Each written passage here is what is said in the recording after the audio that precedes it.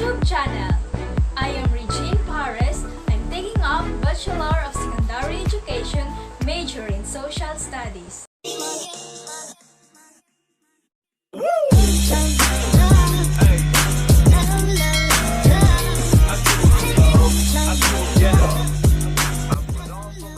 For today's video, we are going to discuss the methods of curriculum integration. But let us first define what is curriculum integration all about. Curriculum integration is an innovative, multifaceted, intercurricular method of teaching and philosophy. Curriculum integration has been used to denote the combination of two or more subjects to form a meaningful learning area that would help effective integration of learning experiences for the learners. Now that you have background information about curriculum integration, let's proceed to the methods of curriculum integration. So there are 5 methods of curriculum integration, which are project-based learning, service learning, learning centers or parallel disciplines, theme-based, and fusion. So, the first methods of curriculum integration is project-based learning. Project-based learning is a dynamic classroom approach in which students actively explore real-world problems and challenges and acquire a deeper knowledge. So it is a powerful teaching method that has extensive benefits for students ranging from critical thinking to project management to self-confidence. In this method, students learn by researching, designing, and implementing a project to answer a real-world problem, meet a challenge, or serve a community interest. In this method, teachers select a topic, develop projects or challenges based on students' interest, curriculum standards, and local resources. Also, teachers provide instructions and skills needed by students and assess their knowledge and understanding, as well as helps them generate questions and challenges to explore. So in order for the students to solve the problem and challenges, students are encouraged to work in groups or teams with the guidance of their teachers to find the information needed. Also, students are encouraged to find ideas and information from different sources such as books, internet, as well as community resources and experts. So, project-based learning is an instructional method where students collaborate with their peers, builds teamwork, group skills, and learn by doing. So in this method, students are the drivers of their own learning.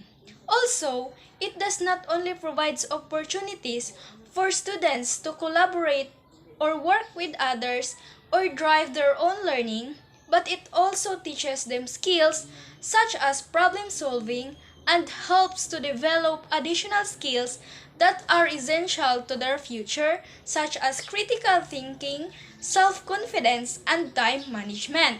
So it also gives the teachers the opportunity to create and build stronger relationships with their students as their hands-on learning facilitator.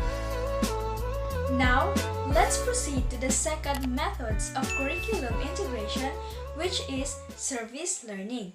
So, what is service learning?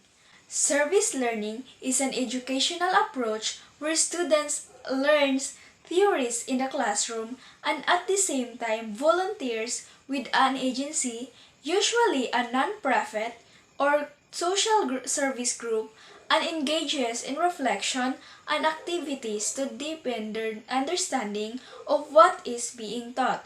So, it is a cycle of theories, practices, and reflection tools to broaden knowledge and critical thinking skills for social change.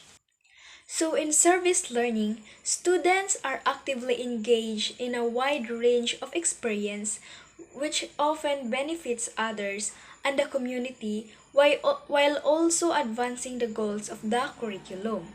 It moves students beyond the classroom to become active participants in their learning and develops civic knowledge and skills. So, why is service learning important?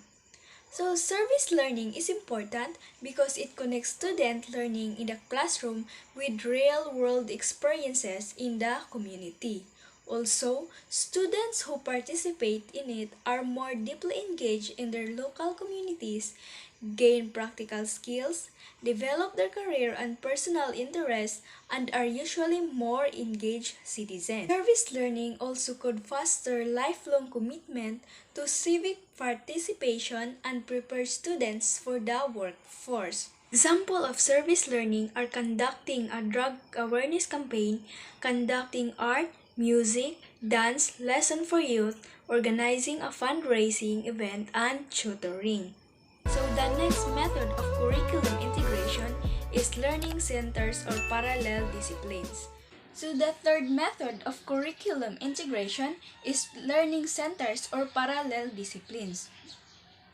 A popular way to integrate the curriculum is to address a topic or theme through the lenses of different subject areas. In an elementary classroom, students often experience this approach at learning centers. For example, for a theme such as patterns, each learning center has an activity that allows the students to explore patterns from the perspective of one discipline.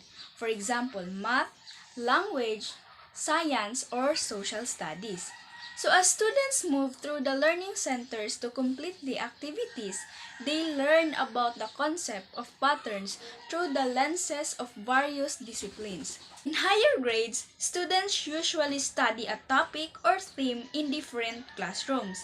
So this may take the form of parallel disciplines and teachers sequence their content to match the content in other classrooms. So the learning centers in the classroom can affect the ability to focus and study among young children. It allows the students to have a role-playing activity in order to understand and make sense of real-world problems with their personal experiences in it. Also, it helps the students to understand the social world and develop their communication skills and build relationships. Now, let's proceed to the fourth methods of curriculum integration, which is theme-based. Some educators go beyond sequencing content and plan collaboratively for a multidisciplinary unit. Educators define this more intensive way of working with a theme as theme-based. Often three or more subject areas are involved in the study, and the unit ends with an integrating culminating activity. Units of several weeks duration may emerge from this process and the whole school may be involved. So a theme-based unit involving the whole school may be independent of the regular school schedule. So in theme-based learning, it completely eliminates the concepts of subjects. So those schools using this level of theme-based learning will no longer mention the subject of which is math or science on their daily schedule because those skills are embedded in the themes.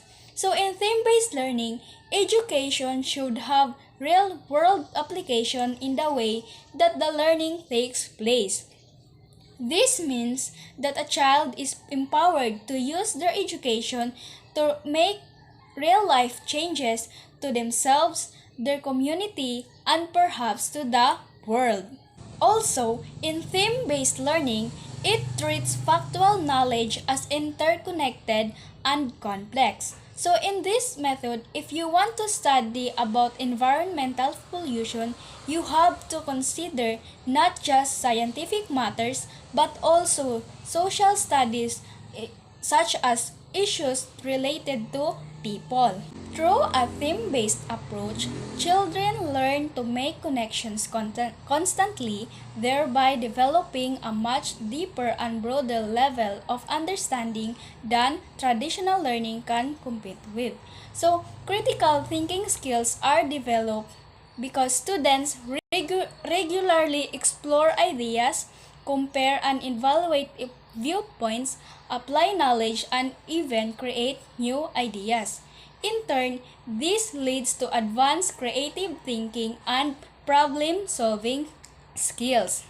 Now, let's proceed to the last methods of curriculum integration, which is fusion.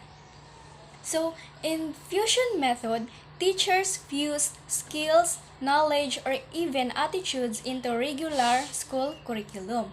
In some schools, students learn respect for the environment in every subject area, or some students incorporate values across disciplines. So, fusion brings positive gains to students' achievement resulting from integrated instruction in the classroom.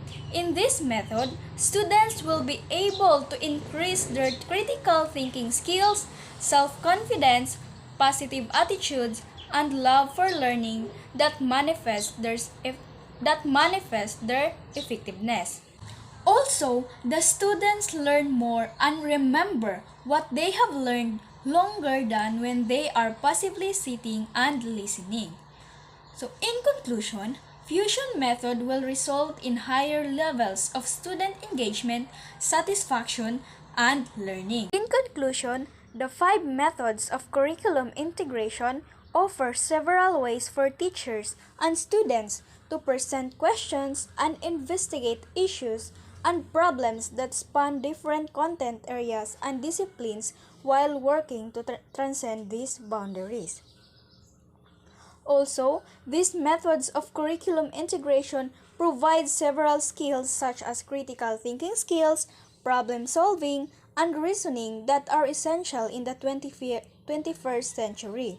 It also provides a real-world opportunities for students to become analytical problem solvers and enables the students to become highly skilled, disciplined, dynamic, and successful individuals in this constantly changing world. So that was all. Thank you. And I hope you learned something from this video. Have a nice day.